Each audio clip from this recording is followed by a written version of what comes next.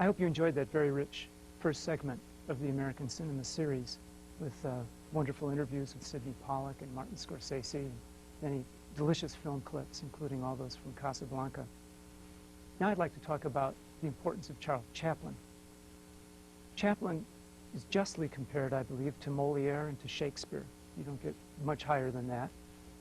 His own childhood in England is straight out of Dickens. He had an alcoholic father. Mother suffered health problems. He spent time in a workhouse. Came over to America first in 1903 and then again to stay about 10 years later. Created a tramp character which he always tried to distance himself from, but the more one reads about Chaplin, one realizes that that tramp character really is him and really expresses his own ideas and attitudes towards life. His ambivalence towards the American success story or any kind of success story, the difficulty of getting along in society, and that he does this all through humor, whereas Griffith does it through a rather sentimental melodrama. It is all the more startling to do such serious treatment of issues, and it's always funny. Chaplin's humor comes from many sources. The first is his physical appearance, the very costuming. Also his balletics and acrobatics.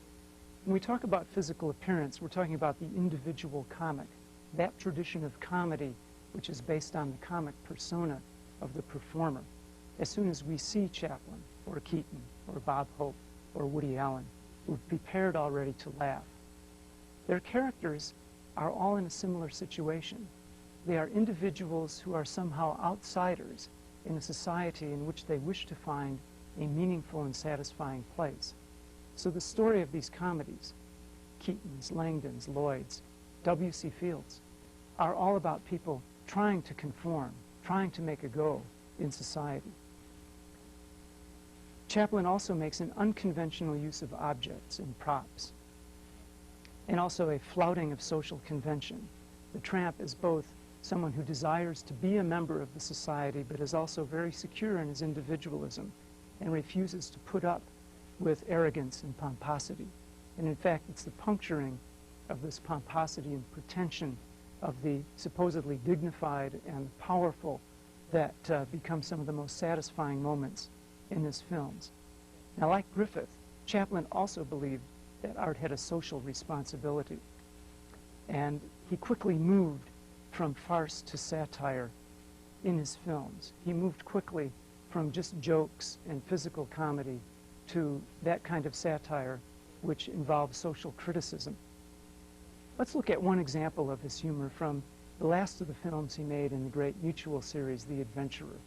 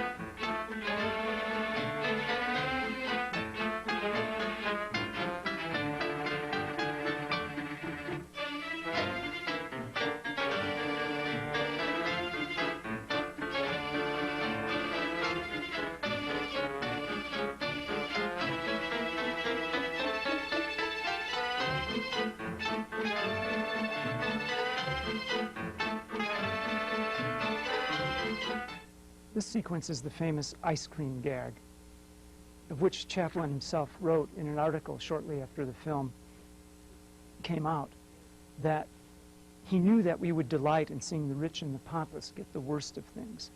I quote, "If I had dropped the ice cream, for example, on a scrub woman's neck, instead of getting laughs, sympathy would have been aroused for the woman.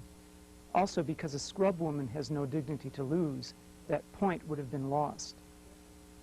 So throughout his career, Chaplin is showing how the little man punctures this pomposity and eventually triumphs. In almost all of Chaplin's film, there is an ironic perspective. There's a contrast between the pleasant dream, the wish of the tramp, and the painful reality. He also made use of a doubling of gags. He's trying to move us from the chuckle to the laughter. And if you think again of that sequence, the first laugh comes from Charlie's own embarrassment with the ice cream. A second bigger laugh when the ice cream falls down the bare back of the dignified woman. And I think finally for me, the guffaw comes when Eric Campbell, as the pompous competing suitor in the film, tries to save the day and ends up sticking his hand down the back of the woman's dress to great effect. Okay, now I want to look at a longer sequence from a film Chaplin made shortly before The Adventurer, and this is called The Immigrant. The Immigrant was a film in which Chaplin very quickly found himself very personally, emotionally involved, because he found it a way to tell his own story of travel to America, what it felt like and what it felt like to get here. He shot thousands and thousands of footage of film, insisted on editing it all himself. The film was late, but came out and was brilliant. It was also attacked, as social satire often is, for reasons that I think you'll be able to figure out when you see this clip.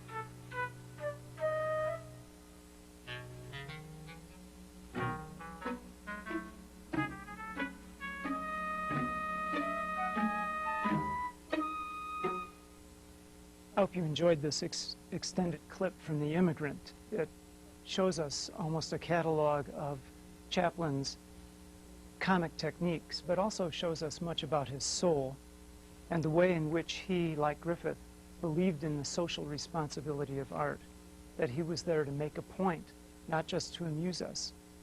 And the one segment which was singled out for criticism by Chaplin's detractors was in particular that moment when they arrive in the land of liberty, and in the shadow of the Statue of Liberty, we see the officials in charge of immigration using police state tactics to corral the new immigrants in as if they were cattle. There's a wonderful scene in Richard Attenborough's biography, film biography of Chaplin, called Chaplin, that shows us his brother Sid, who is far more content to entertain rather than wanting to make social statements, asking Chaplin, would you please take that shot out? All you have to do is take one shot out of your film and you won't get into any trouble. And Chaplin refused, again, because he was empathizing with what he saw as the plight of many of the thousands of immigrants who came to America. After the immigrant arrives, we get the symbolism of the coin and the hole in the pocket, which for Chaplin was a metaphor for how difficult it was to make money in this new world, and difficult, more difficult still, to keep it. And then following that, the confrontation in the restaurant over not having money, how much people value you by your money and how much they demand that you have money. So here you have what may be thought of as a short slapstick comic film, but one which nevertheless is expressing all of the concerns, or many of the concerns, of important art. Now, Chaplin's themes, which carry throughout his work, from these silent comedies through the Gold Rush, through the sound films, Modern Times, and Limelight, a standard conflict for Chaplin's individualistic character is that of looking out for yourself versus the common good. Chaplin, having been brought up in poverty and yet gaining incredible wealth which he enjoyed very much, and also a fame which brought him into close contact with the high and mighty of the world. He tells a story of being in a crowded room where across the room Winston Churchill was standing, and Churchill knew that Chaplin was due to come to this cocktail party or whatever it was, and when Chaplin entered, Churchill immediately took leave of the other heads of state among whom he was conversing and bowed across the room, parting the crowd to have a chance to meet Chaplin. Well, Chaplin enjoyed all of that adulation, and he enjoyed his wealth, and yet he never lost a strong empathy and sympathy for those who didn't have it, as he didn't when he was growing up. There's a kind of ambivalence towards the American success story in Chaplin's films that demand that we make and earn large sums of money, but the costs of doing that. A theme explored by Orson Welles later in his own Citizen Kane, the dark side of the price of success. Finally, in Chaplin's films, as I think runs through all of Griffith's, is a very 19th century attitude that love was the most important thing, and that what love is defined as is giving, is charity. Love is not just feeling, but it is giving things up for the person whom you love or the thing that you love. So his films are very strong in terms of their theme as well as their artistry. What we've done today, then, is establish the ways in which D.W. Griffith and Charlie Chaplin are the fathers of this classical Hollywood style that we see talked about in the Program 1 of the American Cinema series, ways in which Griffith used editing and filming techniques to enable himself to communicate ideas and to create characters that we identify with on the screen. The way Chaplin told similar kinds of stories, but only did it through humor. And we have our definition of film art as being photographic realism to which a symbolism is added, whether it's the use of the cotton plant in Birth of a Nation, the woman rocking the cradle in Intolerance, or the coin falling through the hole in the pocket, and the Statue of Liberty in Chaplin's film The Immigrant. Now, in this first segment of the American cinema, we saw many wonderful clips and some extended interviews with prominent filmmakers and craftspersons. And yet it might not be clear immediately what the message of this first program is. I'd like to recount that with you very briefly. This program is saying, Program 1, the classical Hollywood style, that the movies appealed to the Americans because it gave them characters with whom we could identify. We loved seeing stories about characters who we care about. This segment, the classical Hollywood style, seems to talk about movies primarily as a kind of escapist entertainment. The point I think I was trying to make with Chaplin and Griffith was that, no, it's not just escapist entertainment, though it may be that entertainment part of the movies that has made them so commercially successful and influential. But all the time, there's the strain of art in the movies. Going back to Program 1, the point seems to be that the movies at their best, in the eyes of the studio, are seamless, collaborative pieces of entertainment that are emotionally satisfying, with noble endings. As Sidney Pollack says, it doesn't have to be a happy ending, but it has to be an emotionally satisfying one to make a film successful. The primary goal of the Hollywood movie is to leave us feeling satisfied. We also get a sense that there are interchangeable talents all working to serve the actors and the story on the screen. Everything else remains invisible. The contribution of the different craftspersons behind the camera is to be passed over, is somehow to be transparent, and that it's those actors enacting these stories that concern and involve the audience. What the film scholar David Bordwell says is that this was a style established in the 20s, I think one very much established in the films of Chaplin and Griffith a decade before that, and that exists up to today. Now, what they also say, I think Scorsese and Pollack and others echo this, that even the director was invisible up until the time of Wells, that it's Wells as the director who brings attention onto the director of the film as well as on the actors and the stories. That isn't to say that the styles of other filmmakers are invisible, and indeed Scorsese mentions John Ford's style as being visible, though perhaps not as intrusive and drawing attention to himself the way Wells' style is. The tape seems to be saying that Hollywood is a dream factory, and this particular portion goes light on the notion that movies mattered and said provocative things about American life.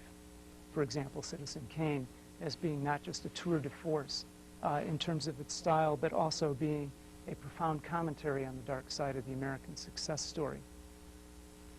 It also may give the impression that everybody was working as kind of a happy family, and in fact that too was not the case. As I pointed out earlier, Griffith was totally ignored and impoverished at the end of his career by the very industry that he had labored so hard to make viable. And so it may be that the movies are very sentimental. The lives of the movie makers are quite a bit less so. Taken all together, it becomes a very fascinating and worthy project for study and for thought. Next week, we'll be seeing Program 2, the studio system in Hollywood. In the interim, if you have questions about the course, my telephone number, as well as that of my graduate teaching assistant, are both on the syllabus. Do feel free to call us. Enjoy the series, enjoy the class. I'll see you next week.